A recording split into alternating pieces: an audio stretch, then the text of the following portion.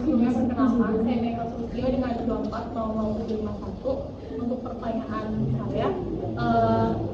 Tadi kan sempat disebutkan oleh kelompok yang critical itu disebutkan karakteristik konselien, karakteristik klien, sorry.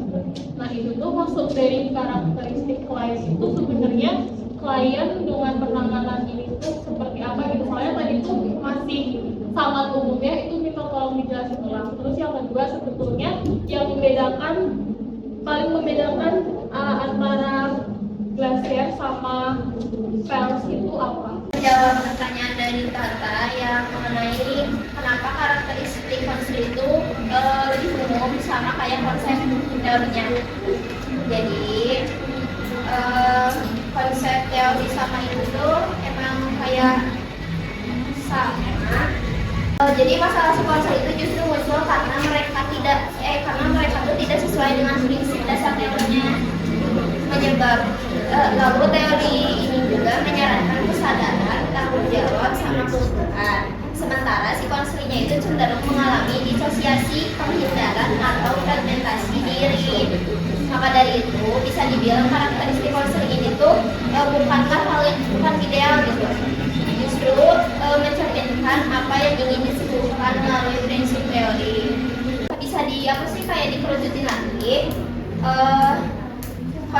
Karakteristik konsel itu bisa dilihat berdasarkan mekanisme resistensi seperti introjeksi, menerima nilai orang lain tanpa mengkritisi, lalu proyeksi, menyalahkan orang lain atas apa yang terjadi pada dirinya, retrofleksi, menyakiti diri sendiri daripada mengungkapkannya keluar, terus defleksi, menghindari keterlibatan langsung seperti bercanda terus, dan yang terakhir konfluen, sulit membedakan batas diri dan orang lain.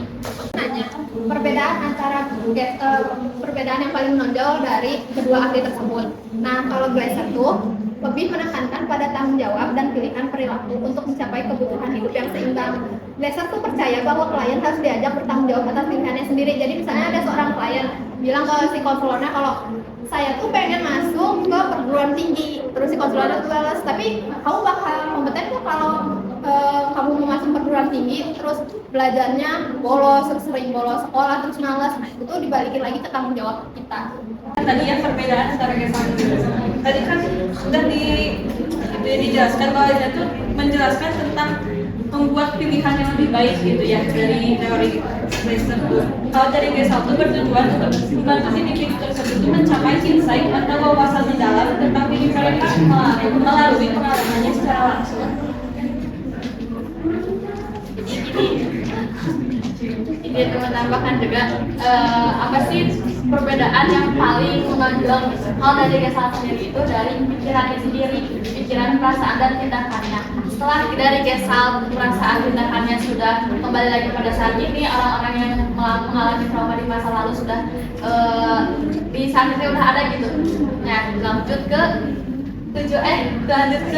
tanggung jawab mereka setelah mereka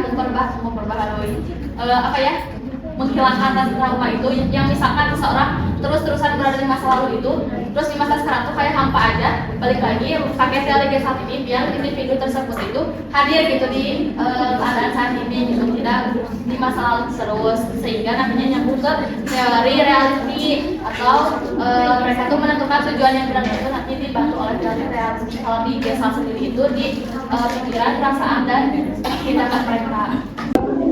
Cuma tadi sempat di-mention sama Susi kalau GESAL itu dari bahasa Jerman dan menyatu bentuk atau wujud dan nah itu kenapa sih bisa dijadikan nama suatu teori gitu, padahal kan tuh teori tersebut itu tentang kesadaran diri dan lain-lainnya gitu, tapi kenapa bisa dijadikan nama suatu teori lainnya? Kenapa GESAL itu artinya bentuk apa tadi pertanyaannya tadi?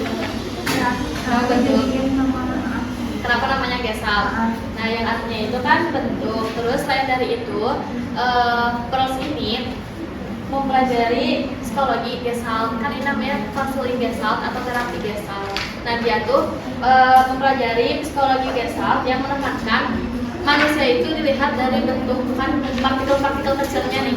Kalau garis itu kan perkumpulan titik-titik, nah nggak dilihat dari titik-titiknya tetapi dalam bentuknya.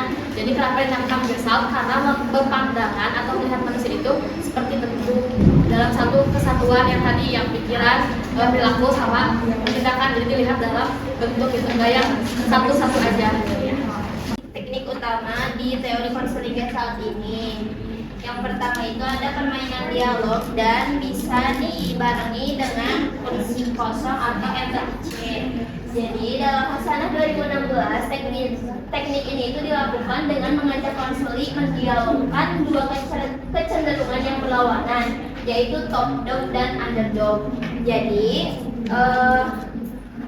top dog itu merupakan sikap yang adil, otoriter, moralistik, menuntut atau bertindak seperti majikan yang manipulatif. Sedangkan underdog itu berperan sebagai pihak yang lemah, tidak berdaya, defensif, serta cenderung membela diri dan merasa sebagai korban.